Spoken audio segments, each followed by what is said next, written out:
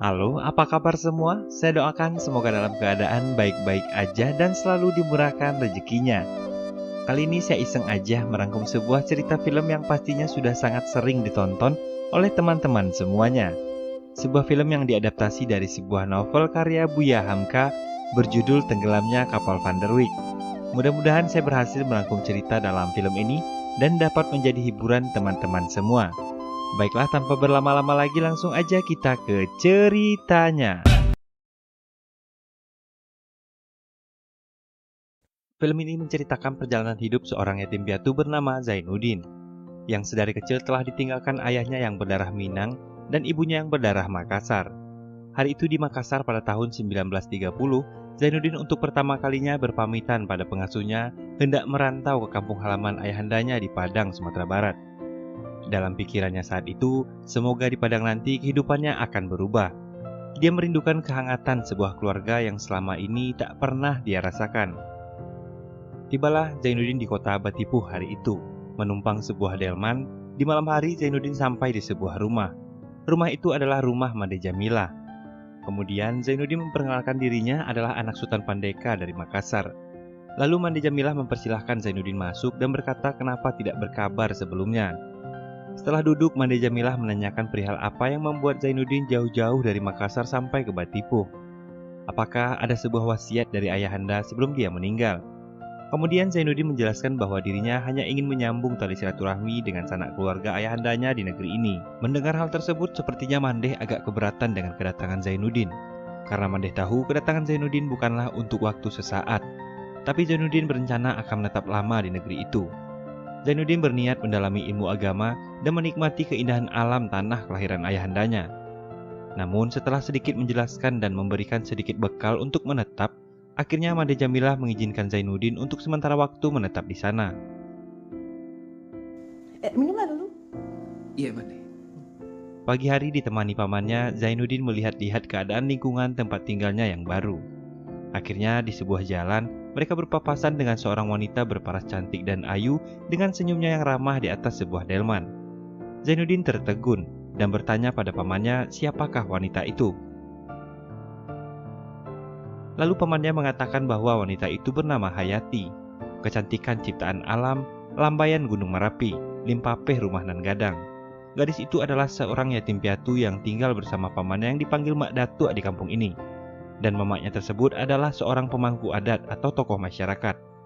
Di sini juga dijelaskan oleh sang paman bahwa di Minang, seorang keponakan dari garis ibu menjadi tanggung jawab penuh oleh mamaknya yang sehingga hitam putih atas nasib anak tersebut ditentukan oleh mamaknya. Malam hari sepulang dari surau atau musola, Zainuddin berteduh karena malam itu hujan turun cukup deras. Ternyata Hayati dan sahabatnya juga berteduh di sana. Kemudian Zainuddin menawarkan payung yang dia bawa pada Hayati. Dengan tersipu malu, kemudian Hayati menerima payung tersebut dan pamit pulang pada Zainuddin.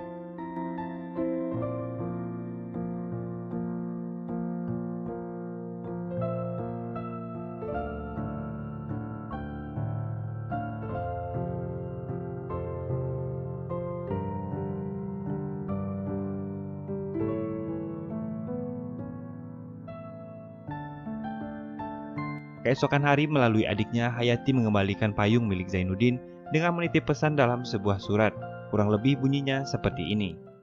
Bersama adik saya Ahmad, saya kembalikan payung yang saya pinjam.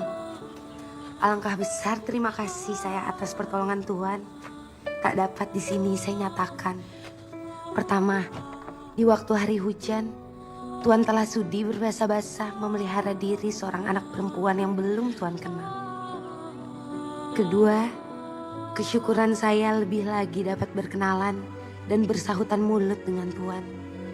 Orang yang selama ini terkenal baik budi, sehingga bukan saja rupanya hujan mendatangkan basah, tetapi mendatangkan rahmat. Moga-moga pada waktu kelak, dapatlah saya membalas budi Tuhan. Hayati. Dan keesokan harinya Zainuddin pun membalas surat tersebut. Dan bunyinya pun seperti ini. Hayati, kau memberi harapan kepada aku. Kau telah memberikan kekuatan kepada aku untuk berani menyatakan yang sebenarnya. Dan inilah kejujuranku, Hayati. Saya memberanikan diri untuk mengatakan, saya mencintaimu Hayati. Saya mengharapkan kau sudi menjadi kawan dalam hidupku selamanya. Saya telah jatuh hati kepadamu. Mudah-mudahan kau sudi menjadi pendampingku dunia akhirat. Balasan suratmu sangat kutunggu Hayati.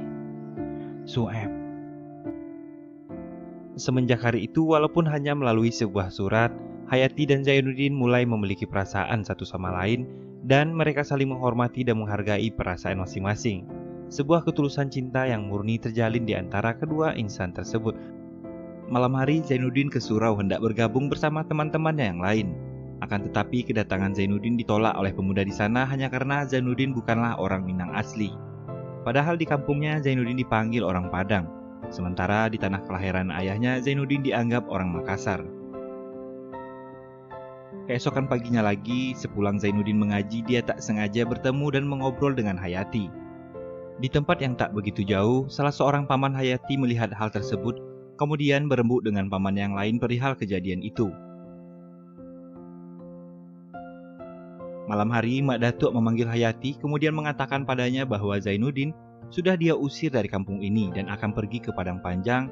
Lalu kemudian menasihati Hayati dan menegaskan bahwa Zainuddin adalah orang tak bersuku, bukan murni berdarah Minang, orang yang tak jelas asal-usulnya, dan orang yang tidak punya.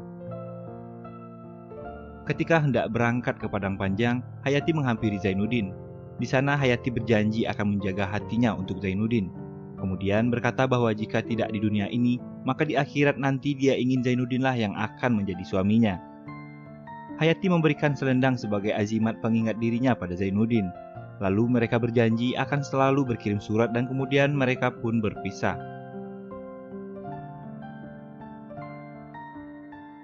Sampailah Zainuddin di Padang Panjang untuk mendalami ilmu agama. Di sana, Zainuddin tinggal dengan Angku Labiah, salah seorang kerabat ayahnya yang lain. Zainuddin diterima dengan baik oleh istri Angku, dan di sana pula Zainuddin berkenalan dengan Bang Muluk, anak dari Angku yang sehari-harinya hanya membuang-buang waktu dengan bermain-main di pasar dan berjudi. Paman Bang Muluk yang sedang membaca koran kemudian mengatakan pada Zainuddin, jika dia bisa menulis, maka hasil karyanya bisa dimuat dalam koran yang sedang dia baca, dan kemudian akan mendapatkan sedikit uang dari sana. Singkat cerita, di Batipuh, Hayati dilamar seorang pria mapan bernama Aziz, seorang pria dari kalangan terpandang dan sesuai dengan kriteria dambaan sang Mak Datuk. Di samping itu juga, sebuah lamaran juga datang dari Zainuddin, pria biasa dengan ketulusan hati mencoba meraih mimpinya, memiliki pujaan hati yang sangat dia cintai. Hari itu para mamak berkumpul dan berembuk memutuskan nasib kemenakannya Hayati. Dan sudah pasti dalam musyawarah itu disepakati para mamak menolak lamaran Zainuddin dan menerima Aziz sebagai menantu. Hayati hanya bisa terdiam, meratapi nasibnya yang tak bisa berbuat apa-apa, menyadari selama ini menitip diri pada Mak Datuk. Walaupun kehendak hatinya sangat ingin hidup bersama Zainuddin, tapi adat mengekang keinginan hatinya. Mak Datuk dan para paman lain bertanya pada Hayati. Hayati sadar apapun yang akan ia katakan tak akan merubah keputusan tersebut. Maka Hayati pun menjawab dengan lirih, Baanan elok dan nenek memang saja. Hati manurut. Alhamdulillahirrahmanirrahim. Di Padang Panjang, Zainuddin menerima sebuah surat dari Mak Datuk. Surat tentang penolakan lamaran Zainuddin. Kemudian Zainuddin bertanya pada Bang Muluk tentang calon suami Hayati yang bernama Aziz itu. Bang Muluk menceritakan bahwa Aziz adalah anak dari keluarga terpandang yang memiliki kebiasaan buruk bermain judi dan suka bermain perempuan. Di hari pernikahan Hayati dan Aziz, Zainuddin menerima sepucuk surat dari Hayati yang mengatakan permintaan maaf, dan di dalam surat itu Hayati juga mengatakan bahwa ini adalah keputusan dirinya. Kemudian mendoakan Zainuddin bertemu jodohnya yang terbaik.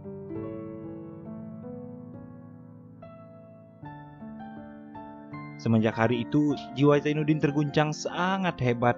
Zainuddin larut dalam kesedihan yang membuatnya menjadi gila dan selalu mengigau selama 2 bulan lamanya.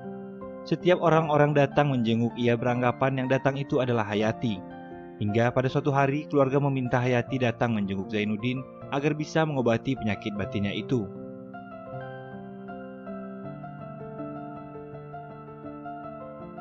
Melihat kondisi Zainuddin saat itu, Hayati hanya bisa menangis. Zainuddin yang tegar kini telah rapuh, telah hilang dilarung kesedihan yang mendalam. Awalnya Zainuddin sangat bahagia atas kedatangan Hayati, hingga akhirnya ia melihat cincin di tangan Hayati. Kemudian Zainuddin memalingkan wajahnya dan menyuruhnya pergi.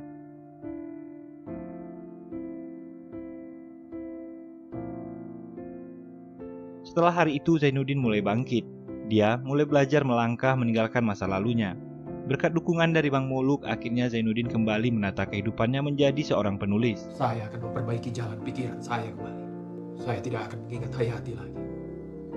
Melihat pelajaran hidup yang dialami Zainuddin, Bang Muluk pun ingin merubah hidupnya yang selama ini sebagai parewa pasar, kemudian berangkat dengan Zainuddin ke Jakarta, menjadi sahabat yang akan selalu menemani Zainuddin dalam suka dan duka hingga maut memisahkan. Di Jakarta, Zainuddin mulai menulis, mengisi sebuah kolom jurnalis di salah satu koran harian di sana. Sementara Hayati mulai belajar mencintai suaminya saat ini dengan segala kemewahan yang dia miliki.